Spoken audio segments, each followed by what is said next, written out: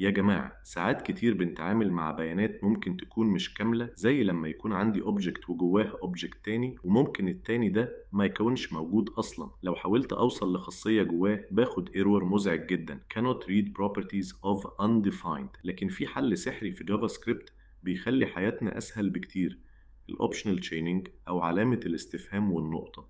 بكل بساطة لو حطيت قبل ما توصل لخاصية معينة، الجافا سكريبت بتشيك لو الخاصية اللي قبلها موجودة ولا لأ. لو موجودة بتكمل عادي، لو مش موجودة يعني null أو undefined بترجع لك undefined من غير ما ترمي أي ايرور خالص.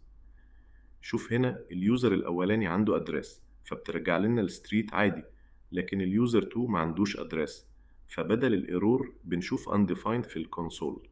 نفس الكلام لو الخاصية نفسها مش موجودة زي زيب كود، أو حتى لو الكونتاكت كله بنال.